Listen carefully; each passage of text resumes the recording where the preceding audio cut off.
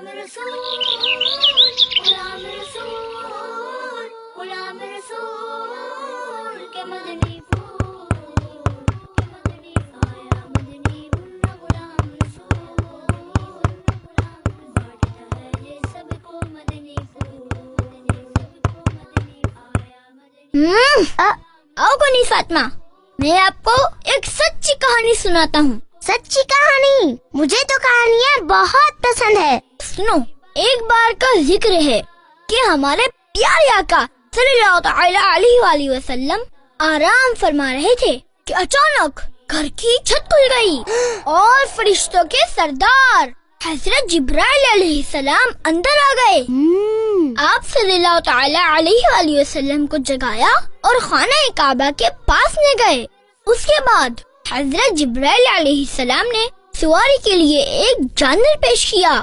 غلام رسول بھائی، وہ کون سا جانور تھا؟ کنیز فاطمہ، اس جانور کا نام براق تھا. براق؟ یہ کون سا جانور ہے؟ براق سفید رنگ کا ایک نورانی جانور تھا جس کی رفتار اس قدر تیز تھی کہ جہاں اس کی نظر پڑتی وہیں اس کا قدم پڑتا تھا.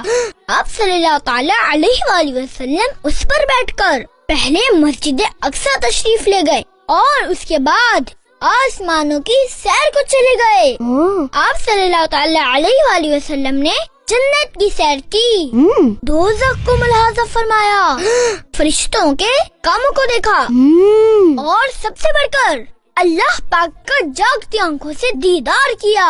سبحان اللہ، اللہ پاک کا دیدار؟ جی کنیز فاطمہ، اللہ پاک کا دیدار کیا اور اس کے بعد نمازوں کا تحفہ لے کر دنیا میں واپس تشریف لے آئے. رجب شریف کی 27ویں رات کو ہمارے پیارے آقا صلی اللہ تعالی علیہ وآلہ وسلم معراج کے سفر پہ گئے تھے. بالکل. پیارے بچوں، آپ بھی دھیان رکھیں کہ کہیں یہ رات مس نہ ہو جائے. اس رات کی تاریخ اپنے امی ابو سے پوچھ کر یاد رکھیں اور ہو سکے تو یہ رات عبادت میں گزاریں. اور معراج شریف کے بارے میں مزید معلومات کے لیے کتاب فیضان معراج کا مطالعہ کیجیے.